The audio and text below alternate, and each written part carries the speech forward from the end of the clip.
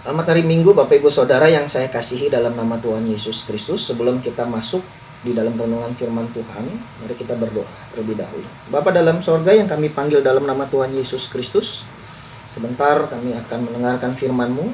Ampuni dosa dan pelanggaran kami, kuduskan dan layakan kami, sehingga firman-Mu itu dapat bertumbuh berbuah dalam kehidupan kami. Dan kami mengucapkan terima kasih, Engkau sudah menolong dan memberkati kami sepanjang minggu ini Tuhan. Kesehatan, kekuatan sedang Kau berikan. Sekarang Tuhan, kami mau menikmati lagi kebaikan-Mu Tuhan yang begitu limpah dalam kehidupan kami lewat kebenaran firman-Mu. Terpujilah Tuhan dalam nama Yesus. Haleluya. Amin. Mari Bapak Ibu Saudara kita buka di dalam Matius pasalnya yang ke-6. Matius pasalnya yang ke-6 ayat yang ke-5.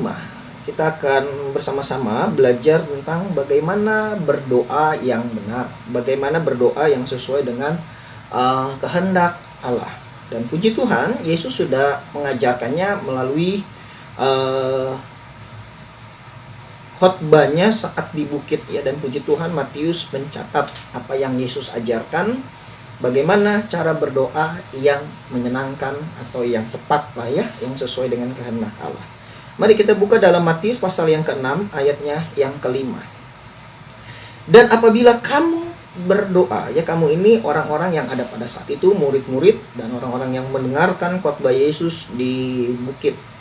Dan saya percaya ini juga untuk kita yang saat ini mendengarkan perkataan atau firman Tuhan yang dicatat oleh Matius, bagaimana kita harus berdoa ya.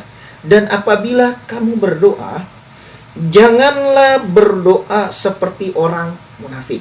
Apa maksudnya dari orang munafik? Kenapa Yesus melarang kita berdoa seperti orang munafik? Orang munafik itu seperti apa sih? Mari kita lihat berikutnya, kalimat berikutnya. Mereka suka mengucapkan doanya dengan berdiri dalam rumah-rumah ibadat dan pada tikungan-tikungan jalan raya. Bapak Ibu Saudara, apakah orang yang berdoa di rumah ibadat dan di tikungan-tikungan jalan itu munafik? Ya, maksudnya bukan seperti itu. Kita tidak salah berdoa di dalam rumah ibadat dengan berdiri maupun di dalam tikungan jalan raya. Mengapa saya katakan itu tidak munafik, sedangkan firman Tuhan berkata mereka suka mengucapkan ya. Kita lihat konteksnya apa yang Yesus maksudkan ya. Jadi maksud Yesus itu bukan berarti orang yang berdoa di rumah ibadat dengan berdiri itu munafik. Orang yang berdoa pada tikungan-tikungan jalan itu munafik. Saya pribadi dan Bapak Ibu Saudara, saya percaya ketika Bapak Ibu Saudara ada di dalam rumah Tuhan, dalam gereja, ketika hamba Tuhan atau pendeta meminta kita untuk berdiri lalu bersatu di dalam doa, itu kita sudah berdiri ya. Apakah semua yang ada di dalam gereja itu munafik? Tidak. Ya, saya pribadi ketika saya lagi bawa kendaraan ya, entah itu di tikungan mana, kadang kalau saya lagi bingung, lagi kesal, saya suka berdoa itu supaya Tuhan jaga, lindungi. Apakah itu munafik? Tidak ya, yang dimaksud dengan munafik ini adalah ketika mereka ada di rumah ibadat, ketika mereka sedang ada tikung-tikungan untuk berdoa, nah tujuan doa mereka, motifnya supaya mereka dilihat orang. Nah itu dia, ini salah. Jadi dia berdoa supaya orang lihat, oh ini saya lagi berdoa, saya lagi sedang dekat kepada Tuhan. Wah, terlihat sepertinya rohani, terlihat sepertinya baik, terlihat sepertinya saya ini orang yang takut akan Tuhan, memuliakan Tuhan ya. Nah, Tuhan katakan ini munafik. Jangan seperti itu. Aku berkata kepadamu, sesungguhnya mereka sudah mendapat upah. Jadi orang-orang yang seperti itu sudah mendapat upah. Upahnya apa ya? Pujian dari manusia. Saudara, saya mau katakan ya, pujian dari manusia itu untungnya apa sih?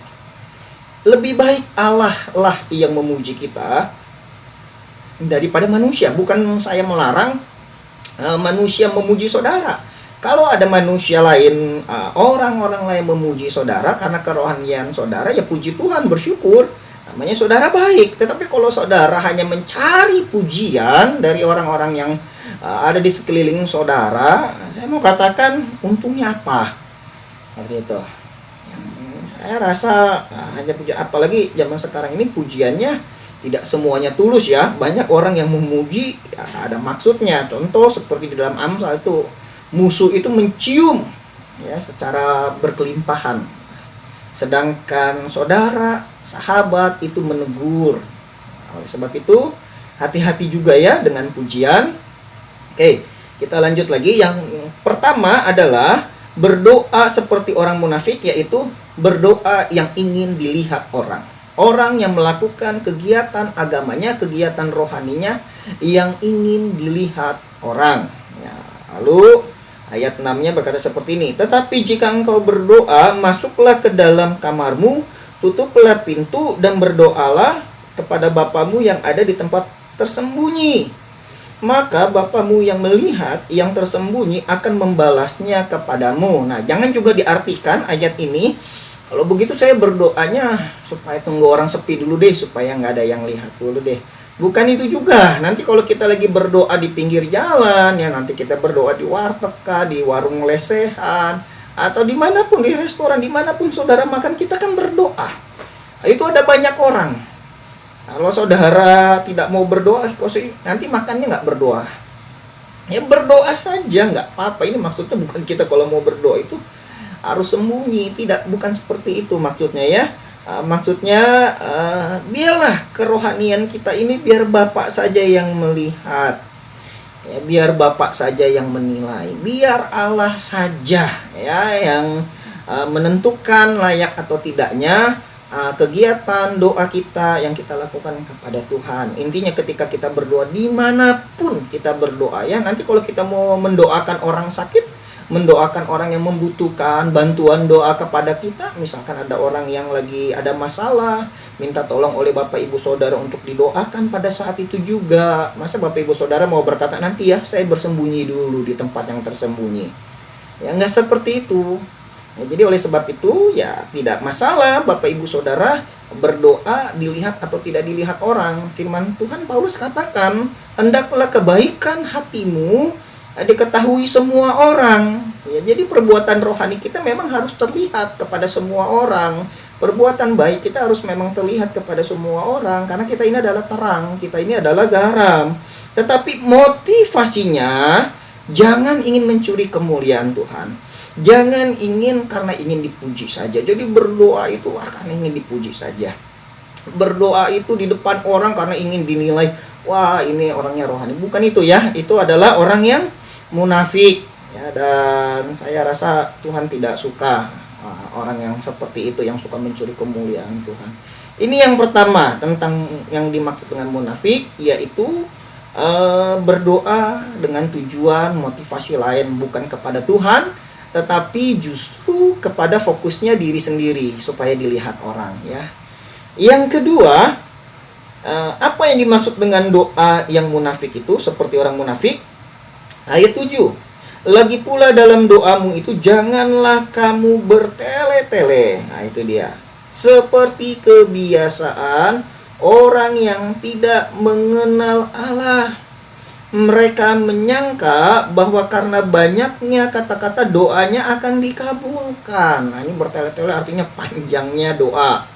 Ya, dia merangkai kata begitu luar biasa untuk berkata dengan Allah. Ya, dia dalam tanda kutip ya, dia ingin melobi Tuhan. Ya, Tuhan dilobi-lobi sama dia ya.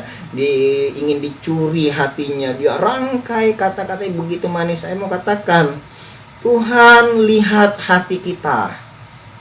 Ya, Tuhan lihat kita. Seringkali saya melihat anak Tuhan ketika disuruh berdoa dia nggak berani. Kenapa dia nggak berani? Karena dia mungkin melihat temannya kok doanya bagus, doanya enak, pinter ya, doanya bisa, wah luar biasa deh, kata-katanya indah sekali. Saya nggak bisa seperti itu. Ya, firman Tuhan ayat 8 katakan seperti ini loh.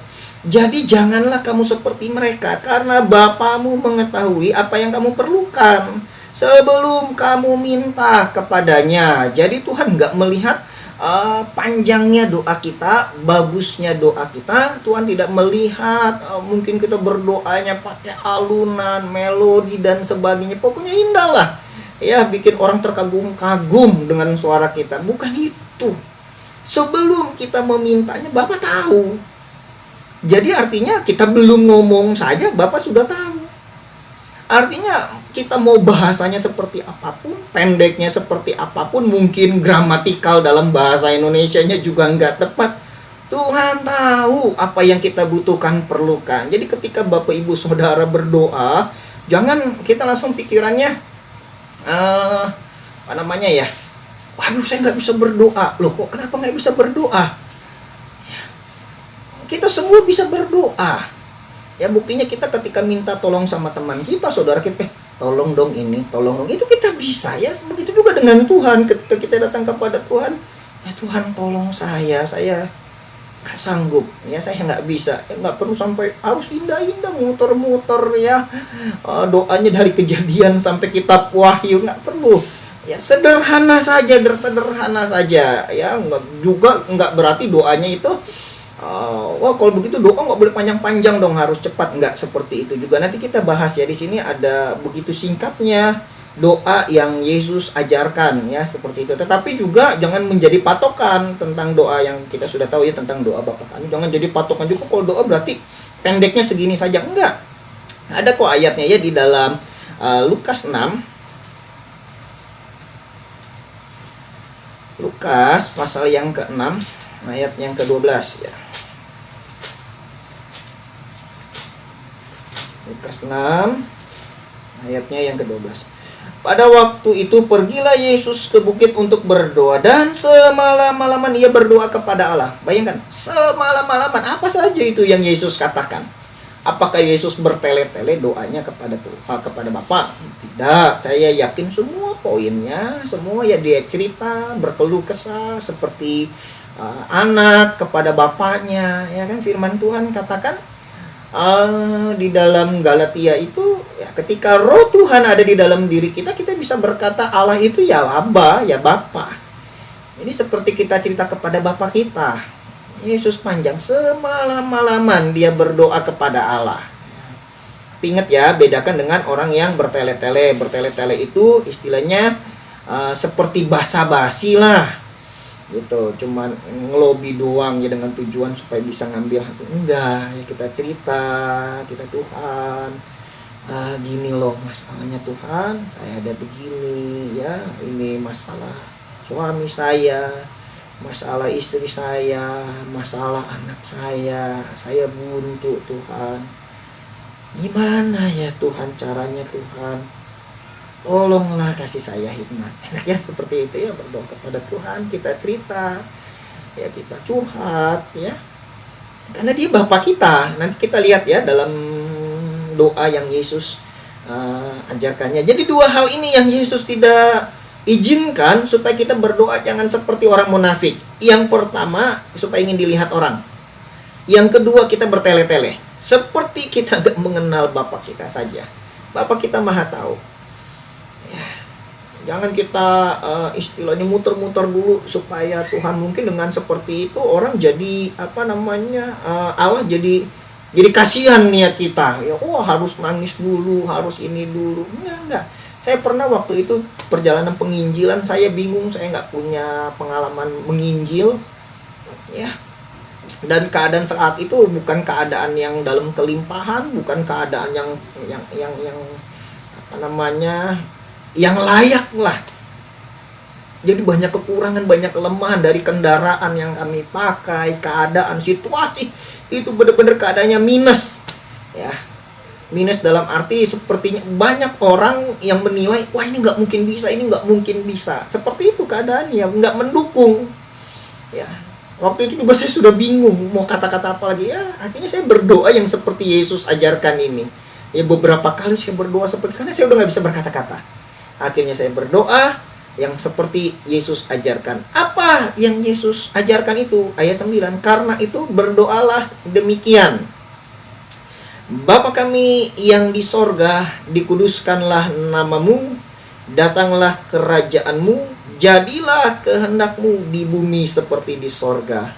Berikanlah kami pada hari ini makanan kami yang secukupnya, dan ampunilah kami akan kesalahan kami, seperti kami juga mengampuni orang yang bersalah kepada kami.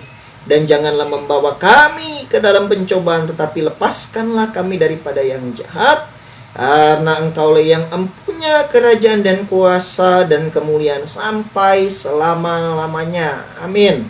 Ya, jadi saya hanya berdoa seperti itu saja pada saat itu ya. Saya berdoa, Bapa kami, terus saya ulang sampai 3 kali. Dan setelah itu hati saya tenang. Dan langsung saya jalan pergi penginjilan, dan puji Tuhan sukses ya. Banyak jiwa yang diberkati, banyak jiwa yang ditolong ya. Semua pada terheran, kok bisa. Ya itulah Tuhan ya. Tuhan tahu. Kita belum ngomong saja Tuhan tahu apa yang kita butuhkan, apa yang kita perlukan. Ya pada saat itu saya berdoanya lagi di bawah pohon di tempat parkiran mobil. Saya berdoanya di situ. Ya, saya hanya berdoa, Tuhan tolong saya. Sudah itu aja, itu di tempat parkiran mobil, di tempat orang lewat jalan lalu lalang di sana. Tapi saya nggak ada tujuan supaya orang lain lihat saya berdoa. Enggak, tujuan saya, fokus saya hanya kepada Tuhan. Saat itu saya benar-benar nggak bisa apa-apa. Ya, saya juga bingung mau ngomong apa ya, hanya berdoa aja ya Tuhan. Ya, saya doa Bapa kami saja. Mari kita lihat doa Bapa kami ini sungguh lengkap ya. Kalau Bapak Ibu Saudara baca baik-baik, ini di mana Tuhan dimuliakan ya. Kita meminta pertolongan untuk diri kita sendiri, menyadari bahwa kita ini nggak sanggup, kita butuh pertolongan Tuhan ya, dan untuk sesama juga. Jadi lengkap sekali doa Bapa kami ini. Dikatakan Bapa kami yang di sorga. Alamatnya jelas untuk Bapa. Di mana posisinya? Ada di sorga ya. Menyadari bahwa kita ini di bumi loh, di tempat yang fana, kita akan binasa. Kita memiliki Allah yang kudus, Allah yang ada di sorga. Dan Allah itu nggak jauh dari kita. Bukan Allah yang dibatasi. Ada ada hierarki ya. Ada satu batasan yang begitu mengerikan. Enggak. Yesus ajarkan panggil Bapa. Ya, jadi walaupun dia di sorga jauh, dia dekat sebenarnya. Bapa. Tadi saya sudah katakan di dalam Galatia. Coba kita lihat di dalam Galatia pasal yang keempat ya. Galatia pasal yang keempat ayat yang ke-6. Dan karena kamu adalah anak, kita semua ini anak, orang-orang yang percaya ini anak. Jadi bukan hanya orang Yahudi, orang Israel saja yang memanggil Allah itu Bapa ya, kita pun bisa memanggil Bapa. Kita juga anak-anak rohaninya dari Tuhan Yesus ya. Maka Allah telah menyuruh rohnya. Jadi roh Bapa itu sendiri, roh anaknya ke dalam hati kita yang berseru. Jadi roh Yesus yang sudah menebus kita, yang sudah menyelamatkan kita, yang sudah membenarkan kita, ya itulah yang membuat kita bisa berkata ya apa ya Bapa ya. Jadi jangan takut lagi ketemu Tuhan. Tuhan adalah Bapa kita, dia baik, dia adalah Bapa yang baik, sangat baik bagi kita ya. Jadi kita diizinkan untuk memanggil Allah itu Bapa. Bapa kami yang di sorga. Jelas alamatnya di sorga. Kita sedang menyembah, kita memiliki hubungan yang baik sekali dengan Bapa yang ada di sorga, dengan Allah yang ada di sorga. Luar biasa sekali ya. Dikatakan dikuduskanlah namamu. Tadi dikatakan menyadarkan kita bahwa Bapa yang kita sembah itu adalah di sorga. Sedangkan kita ini ada dalam yang kedua ya, kita di bumi. Dan yang kedua, Bapa kita kudus.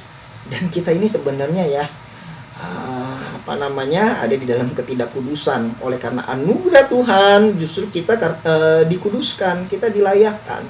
Kita tahu bahwa Allah yang kita sembah adalah Allah yang kudus ya. Jadi ketika kita datang kepada yang kudus ya, mari kita cek dulu keadaan kita. Jangan sampai keadaan kita tidak ada dalam kekudusan. Oleh sebab itu dalam doa saya tadi ya, atau kita dalam berdoa ya, untuk apapun mintalah ampun dulu kepada Tuhan. Mintalah Tuhan menguduskan karena dosa-dosa kita. Ya dikatakan dikuduskanlah namamu. Kita sedang datang kepada Bapa yang kudus. Ya ini adalah suatu penghormatan kepada Tuhan. Suatu penghargaan kepada, walaupun dekat hubungan kita dengan Bapa, kita harus sadar bahwa dia adalah Allah yang kudus. Ya, sebab firman Tuhan di dalam Imamat 9, kuduslah kamu sebab Allah Tuhanmu adalah kudus. Jadi kita juga tidak bisa seenaknya. Tapi juga jangan merasa ketika kita lagi dalam keadaan dosa kita nggak mau berdoa. Ada Yesus yang menjadi pembela kita. Ada Yesus yang membenarkan kita. Ada Yesus yang menguduskan kita. Oleh sebab itu mintalah pengampunan kepada Yesus, sehingga ia setia dan adil. Dia akan menguduskan kita. Ya, dan datanglah kerajaanmu, jadilah kehendakmu di bumi, di tempat kita tinggal sekarang, seperti di sorga. Apa itu kerajaanmu? Ya, dikatakan di dalam surat Roma, kerajaan Allah ini bukan soal makan, pakaian, dan minum, tetapi soal damai, sejahtera, sukacita, kebenaran yang dikerjakan oleh Roh Kudus. Ya, berbicara tentang pekerjaan Roh Kudus, kerajaan Allah itu berbicara tentang kebenaran, berbicara tentang damai, sejahtera, sukacita. Ya, datang, undang itu kerajaan Allah masuk dalam kehidupan kita. Ya, dan jadikanlah kehendak Tuhan dalam kehidupan kita. Jangan lagi kehendak kita, Bapak Ibu Saudara, ya. Kalau kehendak kita itu lebih banyak memuaskan keinginan-keinginan daging, mari kita perbaiki kehendak-kehendak kita supaya kehendak kita ini sinkron dengan kehendak Bapa. Karena di dalam Yakobus dikatakan ada orang yang sudah berdoa bersusah payah, kok kenapa doanya nggak dijawab-jawab juga, karena doanya itu hendak memuaskan hawa nafsu. Tetapi berdoalah yang sesuai dengan kehendak Allah. Ya, jangan ngikutin hawa nafsu keinginan kita. Ya, berdoa supaya membalas orang yang jahat dengan setimpal dengan perbuatannya yang jahat. Jangan, justru berdoalah buat pengampunan. Ya, jangan berdoanya ini yang sifatnya itu hanya hal-hal yang duniawi saja. Tadi kan dikatakan di bumi seperti di sorga. Justru hal-hal yang sorgawi dijadikan dalam kehidupan kita. Emangnya kan kita kan masih hidup di bumi, kita masih butuh kita masih butuh makan, minum, dan sebagainya. Kalau nggak boleh berdoa hal-hal duniawi, nanti kita mau makan minum pakai apa? Nanti itu kan dijelaskan di dalam ayat 25 hal kekhawatiran. Jangan khawatir, burung di udara saja Tuhan pelihara. Jangan khawatir, bunga-bunga di padang saja Tuhan pelihara. Jangan khawatir, tenang saja. Tuhan tahu kok sekali lagi apa yang kita butuhkan, perlukan.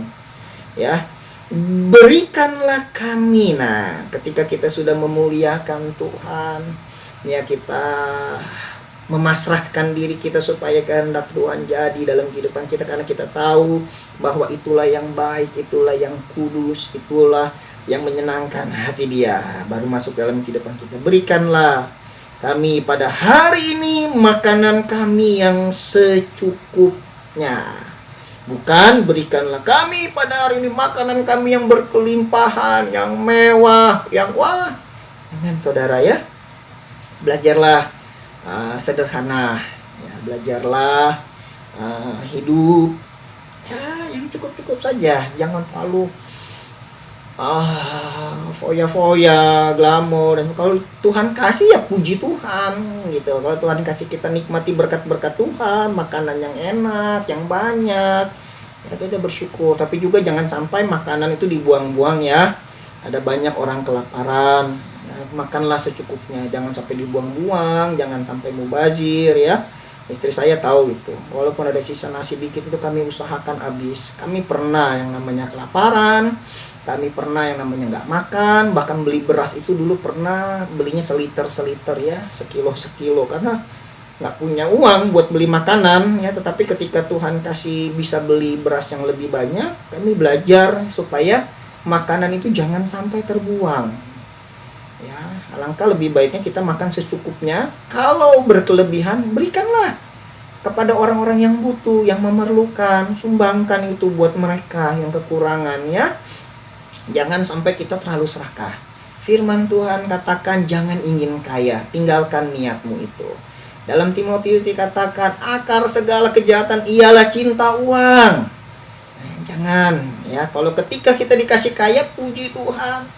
Saudara ingin berdoa supaya diberkati, berhasil usahanya, nggak apa-apa, puji Tuhan. Tapi ingat, motivasinya jangan serakah. Ketika kita ingin diberkati, wah, kita ingin menyombongkan diri. Ketika kita diberkati, kita ingin memamerkan. Ini hati-hati, jangan, ya.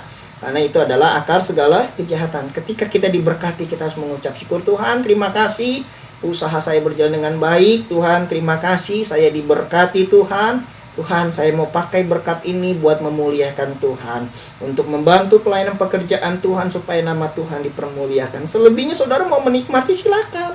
Apa yang saudara suka, apa yang saudara hobiin, silakan, ya. Tapi kali lagi, Ya, jangan sampai menjadi kesombongan. Ayat 12. Dan ampunilah kami akan kesalahan kami seperti kami juga mengampuni orang yang bersalah kepada kami. Saudara, dalam berdoa ini penting. Pengampunan harus ada. Tidak boleh tidak. Harus. Jangan sampai ada masalah. Ketika saudara berdoa ada masalah, ada kebencian dengan orang-orang di sekeliling saudara. Nih, ayat 14-nya nih. Ini ditekankan nih ya. Ini padahal berdoa udah ayat 12 ini ditekankan lagi di ayat 14, 15 ya. Padahal di ayat 13-nya itu sudah ditutup, sudah amin. Tetapi Yesus kembali sepertinya menjelaskan ayat 12 itu. Karena jikalau kamu mengampuni kesalahan orang, Bapamu yang di sorga akan mengampuni juga kamu. Mengampuni kamu juga. Tetapi jikalau kamu tidak mengampuni orang, Bapamu juga tidak akan mengampuni kesalahanmu. Ya, jadi penting untuk mengampuni orang ini. Ketika kita sudah mengampuni orang, Bapa kita yang di sorga juga akan mengampuni kita. Oleh sebab itu Tuhan, ampunilah kesalahanku.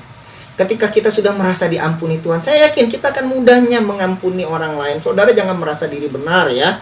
Jangan merasa diri saudara ini udah paling suci, gak pernah salah, gak pernah lakukan apa-apa. Jangan.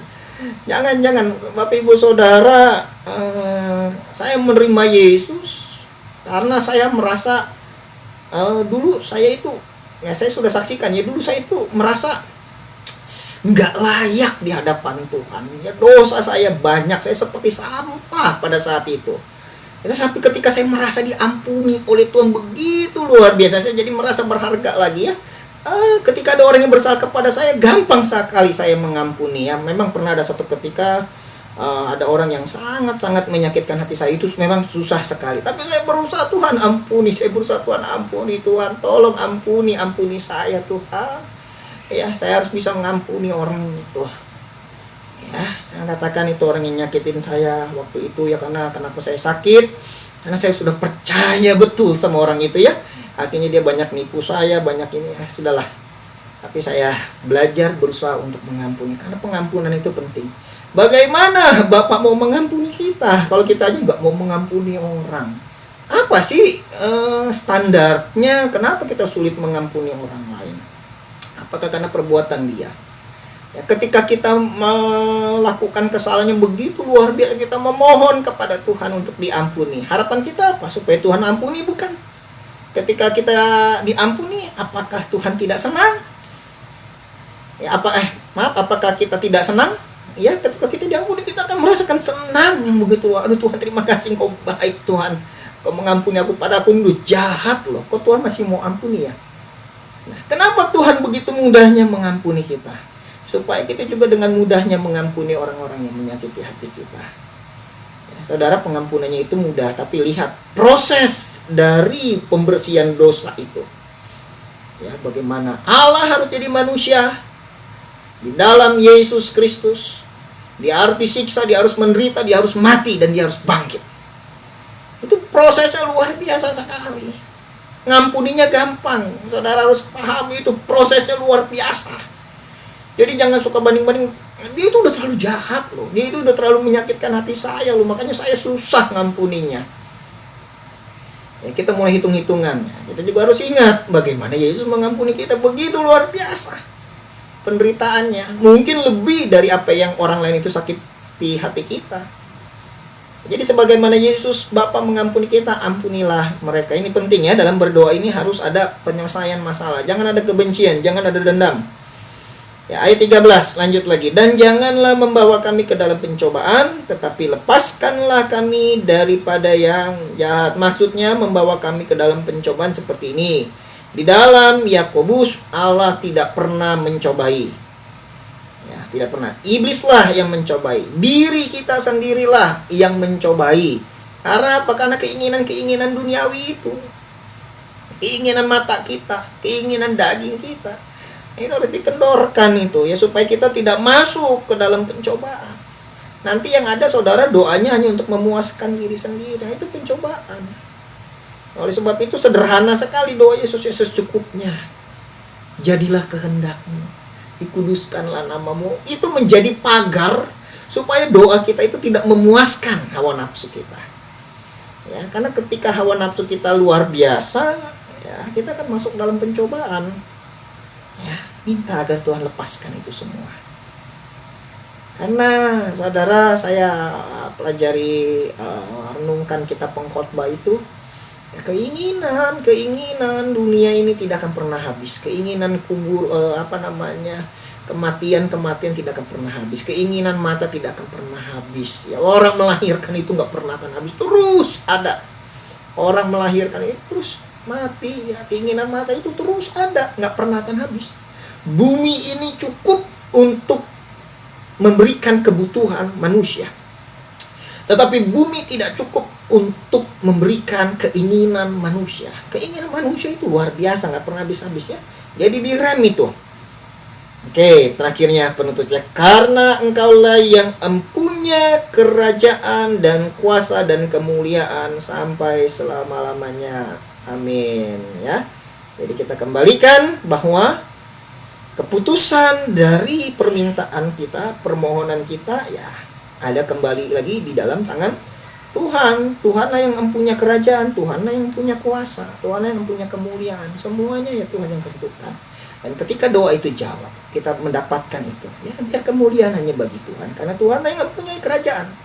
Tuhanlah yang membantu kita, Tuhanlah yang menolong kita, sehingga doa-doa kita, pergumulan kita dijawab olehnya. Dengan kekuatan kita sendiri, saya yakin kita tidak akan mampu. Ya, puji nama Tuhan. Demikian firman Tuhan. Biarlah kita menjadi anak-anak Tuhan yang berdoa sesuai dengan kebenaran firman Tuhan, yang berdoa sesuai dengan kehendak Tuhan, dan nama Tuhan saja dipuji, dipermuliakan. Mari kita satu dalam doa. Kami sudah mendengarkan firman-Mu, meteraikan firman-Mu. Jauhkan kami dari kemunafikan dalam kami berdoa. Terima kasih Tuhan, Engkau baik, bahkan sangat amat baik. Berkati jemaat Tuhan terus yang ada di Bogor, Gading Serpong, dan pekerjaan Tuhan yang ada di Daruraya dalam pembangunan panti asuhan. Tuhan, sediakan apa yang kami butuhkan, perlukan. Dan jemaat-jemaat-Mu Tuhan, mungkin mereka dalam kelemahan iman, kelemahan ekonomi, Tuhan tolong, Tuhan bukakan jalan bagi mereka. Terlebih dalam keadaan yang seperti ada saat ini, biarlah kami semakin melekat kepada Tuhan, mengasihi Tuhan. Kami serahkan pekerjaan Tuhan, kami serahkan hidup kami serahkan roh, jiwa, tubuh kami ke dalam tangan-Mu. Kehendak-Mu saja yang jadi dalam kehidupan kami. Terpujilah Tuhan, dalam nama Yesus Kristus. Haleluya. Amin. Terima kasih, Tuhan Yesus memberkati.